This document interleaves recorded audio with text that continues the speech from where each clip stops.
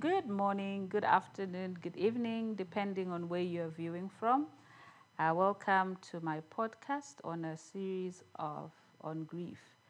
Today I'm joined by Bridget Tsepe, my very good friend, and one woman who's been walking this journey with me. Welcome, Bridget, to my show today. Thank you, Carla. Yes. We are answering questions on grief, questions that have become uh, an anthem to most people that have lost someone very close to them. So today is no different. I will be asking Bridget to answer some questions, and she will be as good as she is. She's a very beautiful woman with a very free spirit, and I hope you'll be able to learn one or two things from her. And also, just putting it out there, a disclaimer: whatever we say is based on experiences and not a professional uh, perspective of anything. But these are just experiences that we've gone through. So we speak from that end, we speak from that space. So my first question for you, Bridget, is that uh, no, it's not a question actually. Maybe it's bringing our viewers closer to us or to relate to what we're talking about.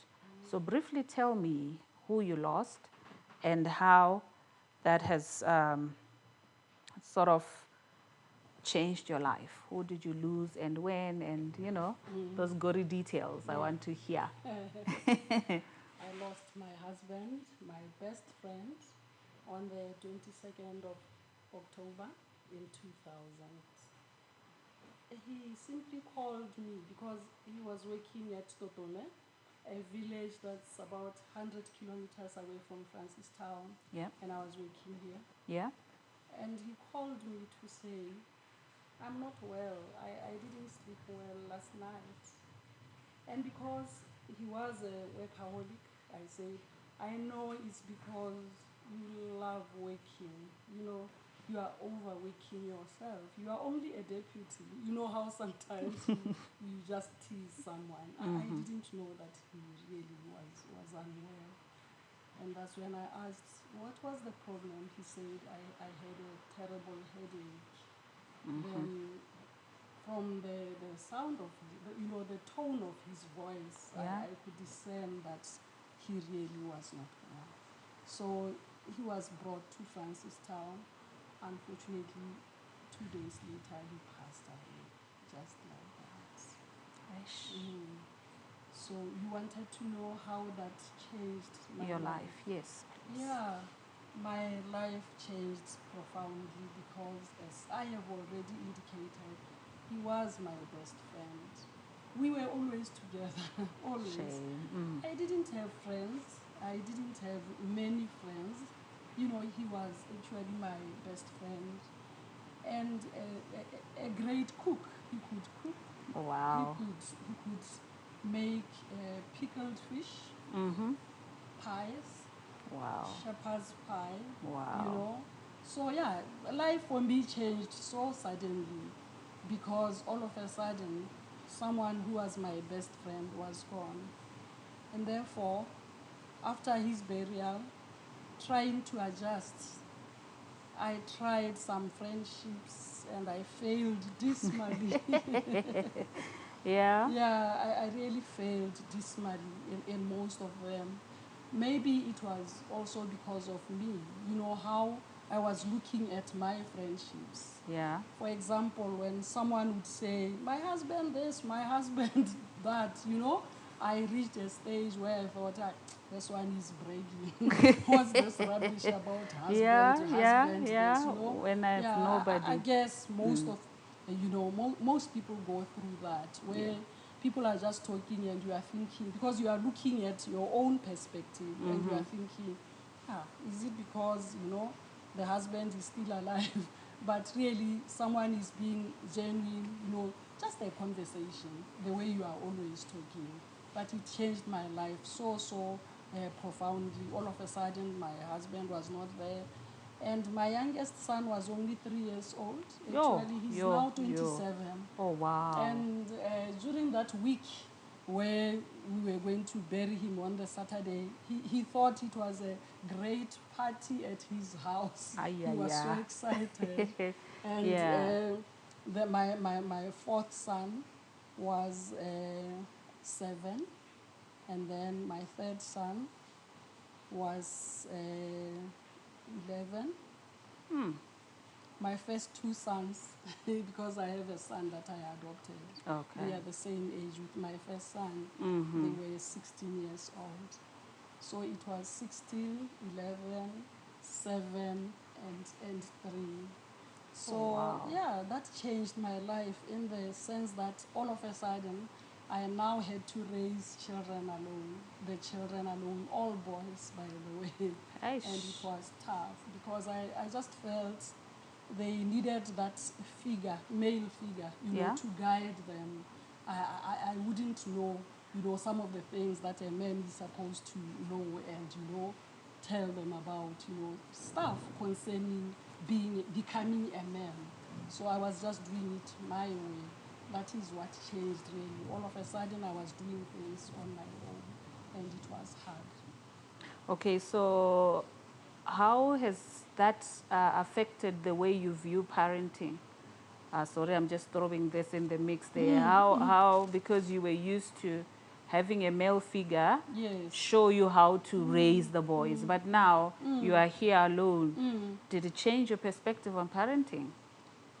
I wouldn't really say so, but I would say, yeah, maybe I now had to do so many things on my own. Yeah. I have always been, a mother hen, I could say. Yeah. Wanting the best for my children, wanting the best, and I always wanted them to always have the best, and I Yes. still wanted that, and I could go to all lengths, to try to do things. I always felt there is a gap now, so maybe I don't want them to feel they don't have a father.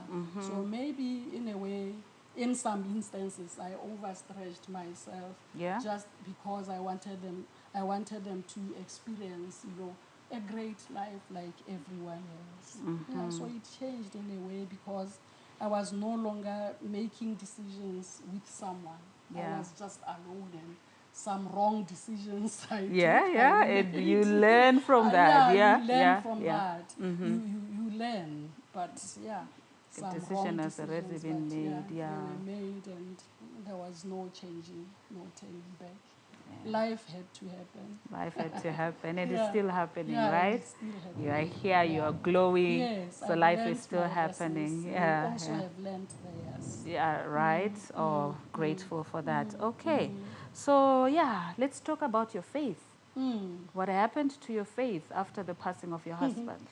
It was funny because I'm Yes. a Catholic. Yes.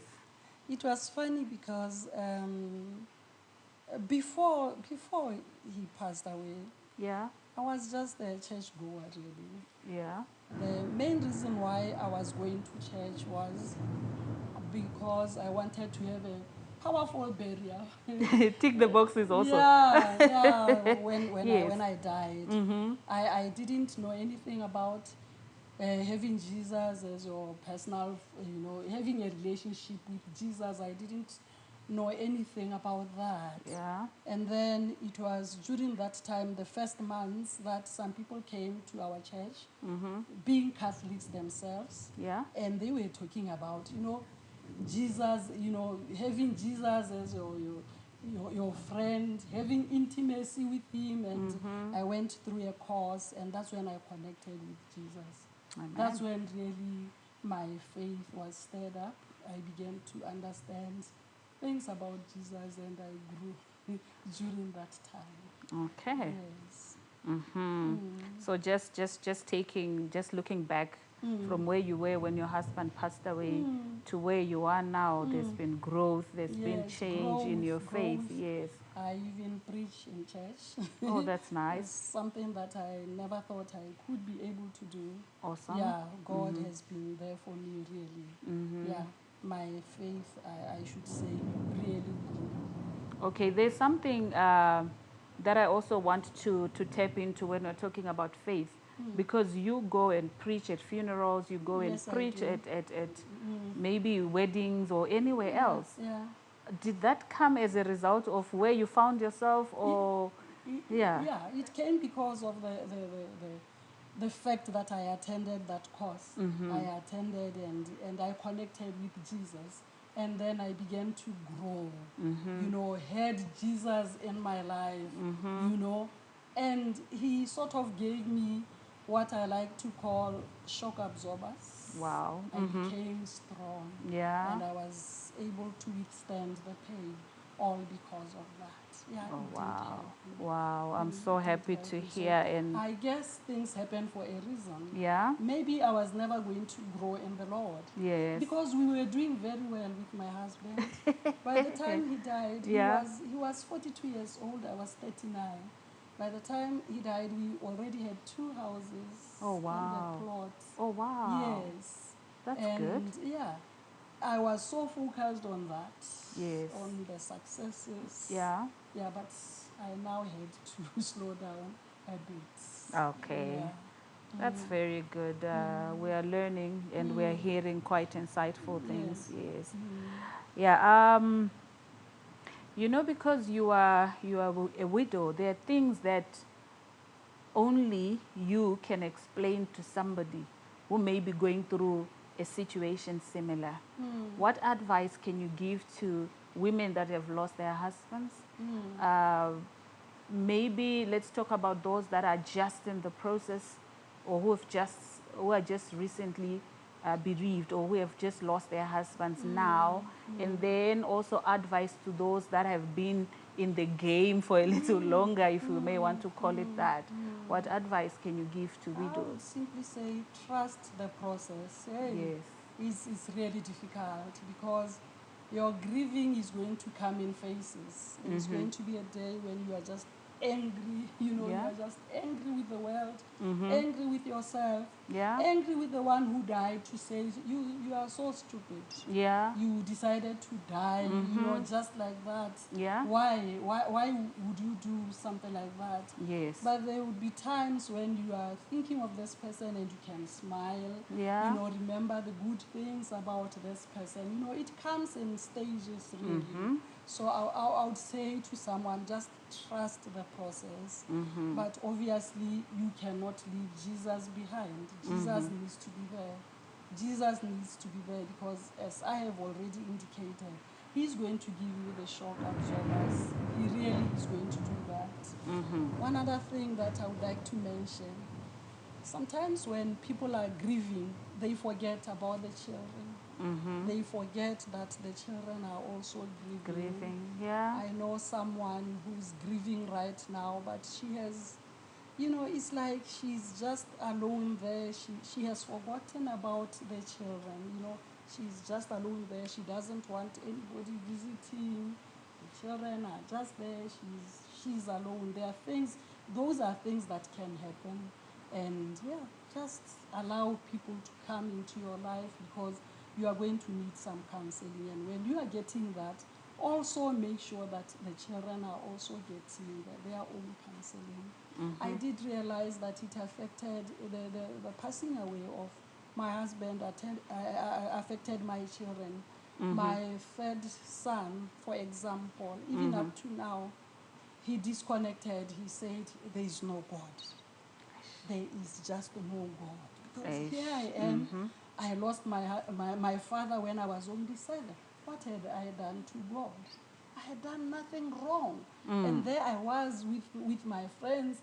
They would be talking about their deaths, and I had no one to talk about. And then my youngest son would, when being asked, you know, to make a picture, to draw the mother and the father, he would draw 2 women and write something like, I love my mom and my mom. So yeah, those things happen. So you need to be on the lookout for that, especially for the young ones. They are really grieving, but it's easy for one to forget them, leave them behind, grieve alone, and it's like, you know, they don't matter. So, what advice, you're talking about grieving alone, but what advice can you give to someone who's grieving? How do they carry their children along? I'm asking you this question because you also do a lot of counseling. Yes. So, I'm asking this from that perspective. What can they do to make sure that they are That's why, involving the that's why children? I'm saying go for counseling. Okay. Yeah. Okay. There are some bereavement counselors Yes. who know exactly what to do. Yeah. Counselors are people who listen. They simply listen. Okay. They just allow you to just talk and talk and talk. And surely, even the children need that, someone to just listen to them. Because in our African culture, we like to say, don't talk about that. Don't talk about Yeah, it. yeah. Don't talk about it. Be Or mum you are about it. trying to cry, especially on the funeral day, and people are saying, no, you are going to make, your children are going to start crying. They should cry. That's Yes, why God yes. made tears. Yes. So allow yourselves as a family to grieve, but Yeah. also go for counseling. And don't forget Jesus, because he's the one who helped me. Okay. So just a quick one. When you're counseling with your children, do you get counsel at once? Do you do that individually or as a family? I just want to understand the dynamics in my of case, counseling. Yes. my priest was really instrumental, because he's the one who was taking them, just helping them, Yes. occasionally. But then sometimes you need to also see professional counselors who will also help you, because they have been trained. Yes. Yes. Okay. So this is me asking if you'll be in one room or you do it individually. Depends on the counselor. Okay. He can do that, collectively for all of you. Yeah. Depending on how skilled he is. Okay. And then if he's a pastor, he's a priest, then you can pray together, read the Bible together. It does help. Okay. And then there comes a time when you just need a one-on-one session. Okay. Really. Yeah, I was also just going to add a bit and say, when we were doing counseling, my older or my eldest child was not with me. So she was doing counseling in university.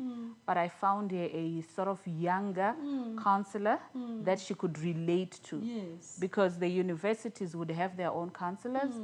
But I chose someone who's young and who'd be able to relate to the dynamics of the African way of mourning. Yes. But I also had older counselors, and I remember always coming to you, let's sit down, let's talk.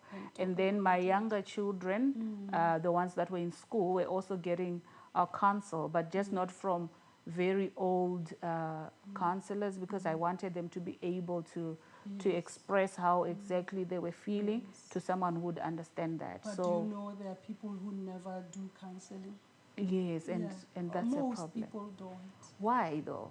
Why do most They people just not? want to forget. It's like that person never even existed, Don't cry. Be a man, especially that mine are boys only. Be a man. Men don't cry. But I've taught my children that men cry. It's okay for a man to cry. Yes. Just And grieve. Pain is for everyone. yeah. Pain is for everyone. Yes. Okay. Yeah. Lastly, this question here, I'm actually thinking I should do a session on it, but I just want to hear from you. As a woman who lost her husband, do you think you should have remarried, or do you think women should remarry? Where is your take on I that? think they should remarry if they want. Why? They should remarry, but before I answer the why part, it's a problem. Okay. Trying to remarry. Uh-huh. When my husband died, 5 years later, I really felt, even my children were saying, Mama, you should get married, okay? Yeah. 4 of them. Only Yes. one was saying, no No. way, you can't. But Yeah. the problem that's there is that in my country, I discovered that people who are your age mates when if they are widowers, they are called widowers, right? Yes, yes, they are Eh, widowers, yeah. They tend to look to the young ones. Okay. Yeah. Uh-huh. Young ones, I mean, maybe this person is 45. And now all of a sudden, it's like he's rediscovering himself and he's going for the 20, those girls who are 20 years old, 25 years old, you know. Yeah, yeah. And you find that, it doesn't happen. I've talked to so many people and they are saying, we faced the same problem. It's like there are no men out Okay. there. And is it maybe they don't want responsibility because you'll be coming with children and But they also already have lost, children? They also have lost. Yes, but they have their children and now bringing someone else with other children, that's But increasing they are the going to start responsibility bearing children with the with the 20-year-olds. younger olds. Yes, You see, yes. all of a sudden they are going to be called my old man. Whereas for you, you are going to have a companion. Yeah. You see, so yeah. that's where they lose out. Yes, yes, But yes. I'm at a stage where I don't want marriage Okay. anymore. Yes. But surely, if someone wants to remarry, I don't see any. That's why I removed my ring Okay. a long time ago. Yes. Yeah. Okay. My pastor friend said, so you are still married to your husband. Remove that. You said until that. Yes, yes, yes. But yeah, so Okay. yeah, no. I'm no longer at that stage, but I'm not against anyone remarrying. Should they want to. Okay. It's your life. All right. But while you're at it, because you also do a lot of counseling, I want to go into the blended family dynamics.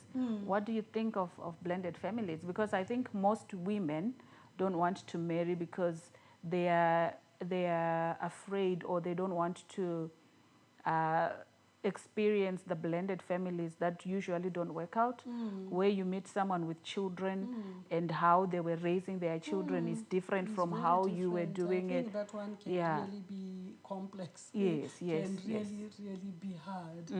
Because, yeah, you come from different backgrounds. Yes. Maybe those ones are spoiled brats. Maybe your own are spoiled brats. brats. Yeah, yeah, yeah. And therefore trying to... So you need time, really. The two of you really need time. Time. Don't just rush into the marriage. Okay. Don't just rush into the marriage. And then maybe after some time you can decide, this one is not going to work.